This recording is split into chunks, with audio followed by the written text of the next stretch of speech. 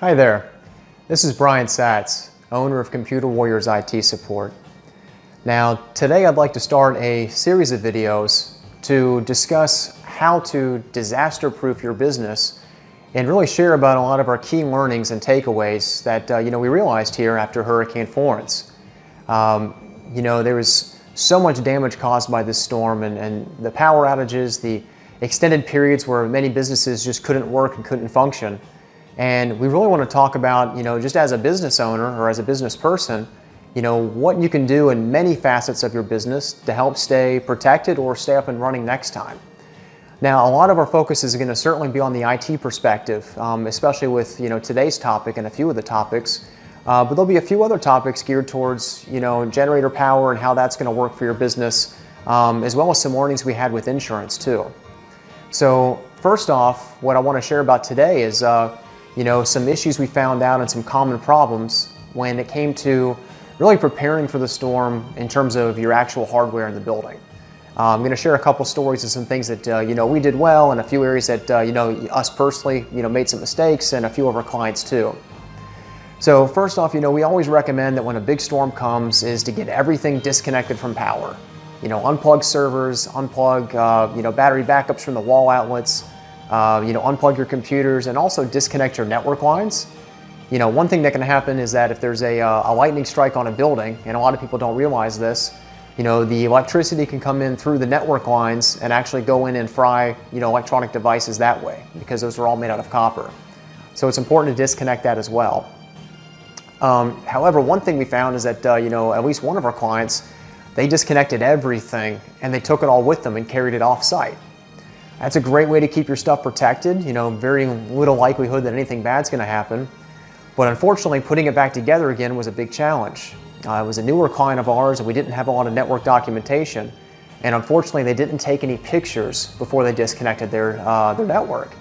And there's switches and routers and all these different systems and phone systems that all plugged in together, and we weren't quite sure how to hook it back up initially. So it took a little bit longer than expected, a little bit of a higher expense for the company as well, going through that process. So one key learning is that if you're going to disconnect your gear and it's a complicated system, definitely take pictures of it as well. Next thing too is that we kind of expected water to come in from the ground up. At least that was my assumption. I was thinking that we were going to be having storm surges and the water was going to rise and we needed to get computer equipment and servers off the ground. And it's definitely true, but what I wasn't paying as much attention to, at least in my preparation for my company, was water coming in through the ceiling, through damage, rain coming in through the roof. And with this particular storm, as I'm sure you're well aware, there was plenty of businesses and homes that had damage to roofs and water just kept pouring in. So, some of our guys covered up our servers and put plastic bags around a lot of our gear, but that memo didn't make it out to all of our team members, and out of our Jacksonville store at least, that preparation did not happen, and we had some computers that were damaged during the storm that we had to fix afterwards. Saw that as well with a lot of our clients that, and even new clients too that contacted us afterwards, is that we did get a lot of water, actually more water damage coming in from the roof than we had from rising storm surges or flooding from rain. So definitely want to keep that in mind too. Let's see, the next thing that I really want to talk about is labeling your gear as well. This is going to go back to the whole taking pictures of gear.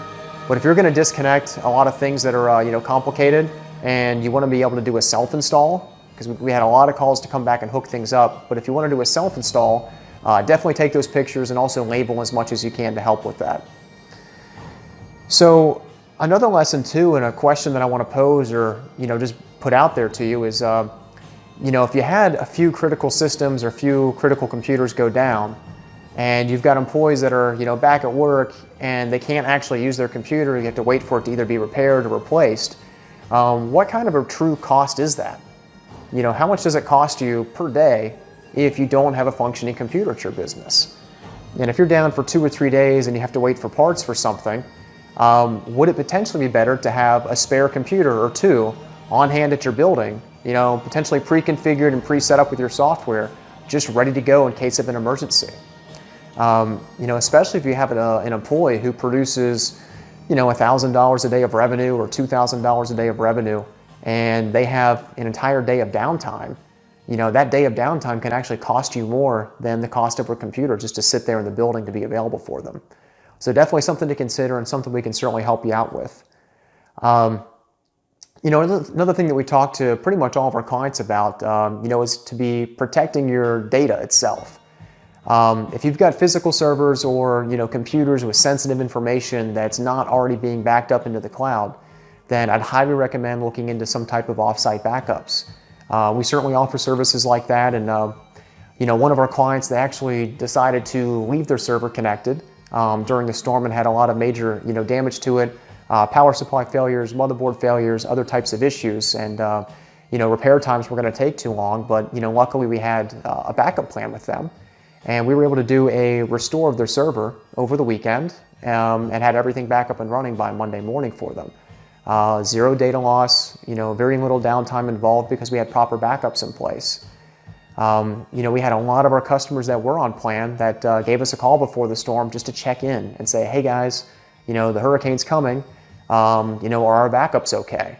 And we were able to go back and tell them, yeah, the backups are good. We have it taken care of. It is covered. You're good to go. And they had that peace of mind during the storm to be able to leave and know that even if everything flooded, even if everything got looted or destroyed, they'd still not lose their data, which is really, in many cases, the lifeblood of a business. With your accounts receivable, your billing, your customer list, that's where a lot of the business value comes from. That's really what I want to cover today, at least for some of the learnings and what we found out too, and some things that you can prepare for. But definitely make sure that you're disconnecting devices properly. You're taking pictures of your gear is properly labeled. And if you're raising everything off the ground, which is great, make sure you're covering it with plastic as well. We saw more damage coming in from the top. And B, it's just so important to have backups. I can't stress that enough. Any number of things can happen in business that can just destroy data, and loss of data is going to be potentially a loss of the entire business. So please let us know if we can help you with any of those things. And the next video that we're going to share upon is going to be geared towards how to stay up and running with internet and phone service as well, during disasters or during storms or any other type of issues that may arise in your business. How can you plan for these contingencies with very little cost at the end of the day, and what type of value can that provide? So stay tuned for the next video. Looking forward to talking to you then. Thank you so much.